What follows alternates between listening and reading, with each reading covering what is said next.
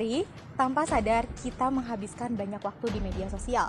Ada yang membuka media sosial hanya untuk hiburan saja, ada pula yang hanya untuk belajar, dan ada pula juga yang hanya sekedar ingin mencari tahu kabar terbaru dari keluarga dan teman. Sekarang media sosial sudah hampir tidak bisa terpisahkan dari kehidupan kita. Namun, penggunaan teknologi yang semakin cepat ini muncul sisi gelap yang tidak bisa kita abaikan.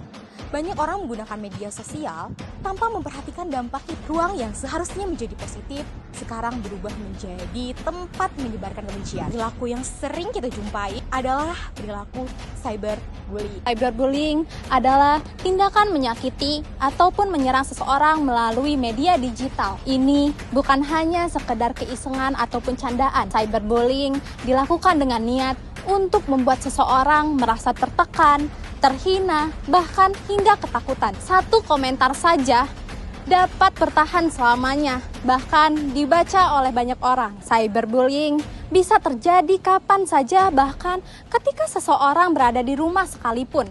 Rasa takut, rasa tidak aman, mengikuti lewat notifikasi dan pesan. Maka dari itu, memahami cyberbullying sangatlah penting. Salah satu bentuk yang paling sering muncul adalah body shaming, yaitu menghina fisik seseorang atau menghina penampilan seseorang. Kalimat dengan contoh, kamu kok jelekannya, kamu kok gendutannya, mungkin sangat terdengar sederhana, tetapi bisa sangat menyakiti bagi seseorang yang menerimanya.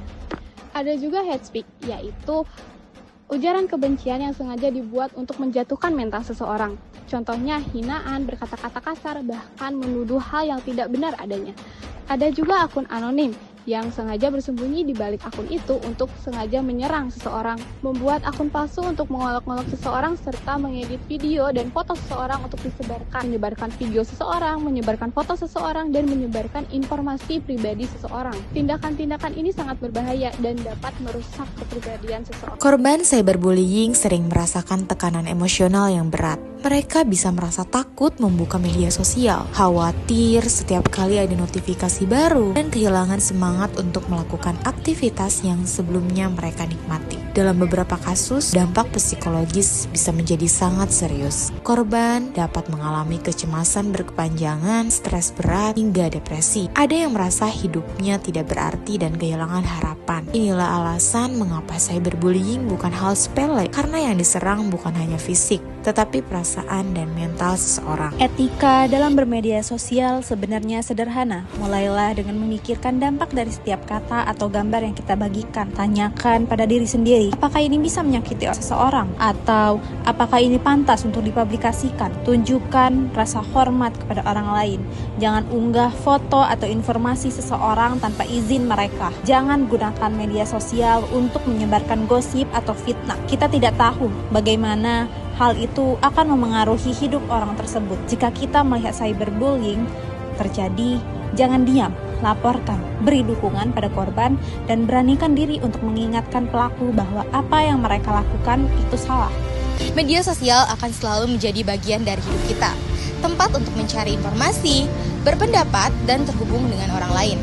Namun, ruangan ini hanya akan aman jika kita bersama-sama menjaga ruangan ini agar tetap menjadi positif. Setiap kata yang kita tulis mempunyai dampak.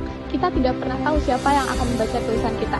Tetapi lebih baik kita menciptakan sedikit ruang untuk tidak melukai seseorang. Menghargai perbedaan, menahan diri sebelum beraksi, dan meminta maaf adalah hal-hal kecil yang sangat berarti.